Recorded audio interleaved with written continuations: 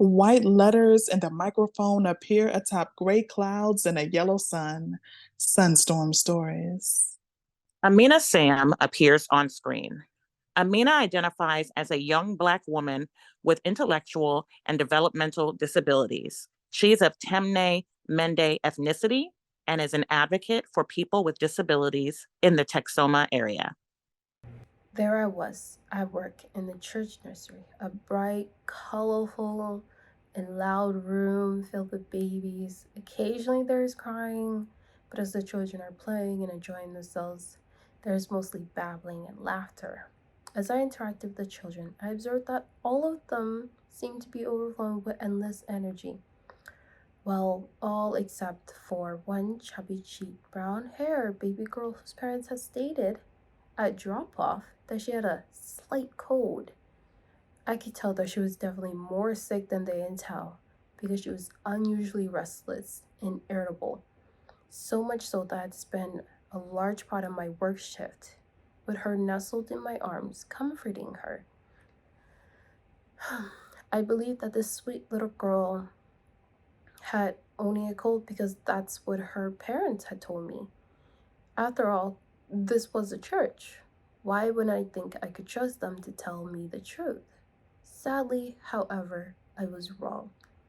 Being a daycare worker was the last place I thought I would get COVID because, according to CDC, there was no need to worry about COVID transmissions with babies. I trusted the words.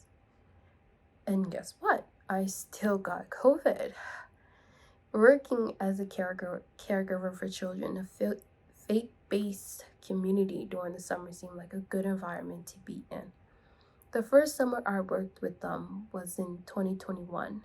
They took COVID precautions, and wearing masks was a requirement for everyone, which I was happy to abide to.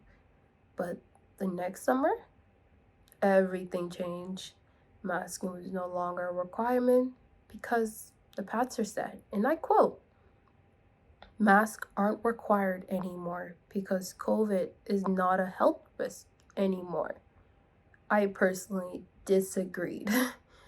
I thought the church's no mask requirement and them making COVID protection protocols optional in 2022 was really risky. So I didn't go along with the church. Even though it wasn't mandatory, I will report to work every shift with my mask on. It might be hard to believe, but I was the only person at the church who was masked that summer. It seemed I was the only one concerned about getting sick. A few weeks into the summer, one evening after work, I was hanging out with some friends. But by the time I got home, I was sick. So sick. I was running a fever and shivering like a dog. My parents and siblings had never seen me like this before. They were terrified of what was happening to me. It didn't seem like any other cold I have had before. In between my cold sweats, fatigue, and sudden nausea, I was barely able to remember what was going on. That night was awful. It felt like a blur to me. A blur that I'm glad I don't remember. The next day, I went straight to get tested through a drive-through pharmacy. There was a positive COVID result. I was very scared of what could happen to me. I already do not have good health because of my disabilities. Knowing there was not much news and health reports available on how COVID impacts people with my disabilities and diagnosis, I was frozen in fear, trapped alone in my quarantine room. I was able to immediately schedule a virtual doctor's appointment after testing positive.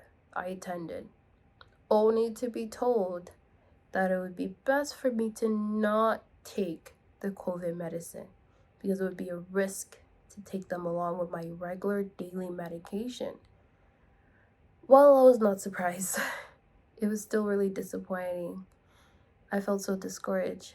How was I going to get better knowing no COVID treatment was available to me? So I stayed in my room, not knowing what to do except rest. Although I faithfully quarantined, we discovered immediately that unfortunately, one of my brothers got COVID. from me, as he was around me a lot before I realized I was sick. I have never felt so bad in my life. I couldn't think of what to say to him, knowing I'm the one who gave him COVID. It made me worry even more for the rest of my family, who also have other health conditions that could put them at risk if they got COVID. So I made sure to never leave my room for days, which was really hard for me and for my parents since they had to care for me and my brother at the same time. I felt so much guilt over something I had no control over getting. I know it could have been prevented if I refused to work once I realized the church was not taking COVID seriously anymore.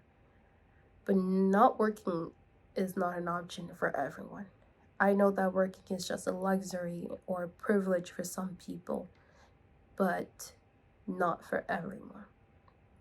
Since the quarantine was lifted, America stopped caring about COVID, making it even more likely to get COVID to get worse because we stopped protecting ourselves and we aren't also protecting workers.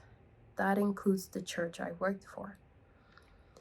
Once these businesses started opening their doors again, they were in deep denial.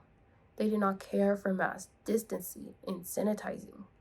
Even though people still clearly were getting sick, they did not care about getting people tested and instead pretending like COVID had never happened. But it very much did happen, and it was still going on. In my opinion, it doesn't matter if you're a church, a store, or a hospital. Take care of your workers and protect them. It should not matter what their race or condition is. You should be responsible and have proper protocols for COVID period times.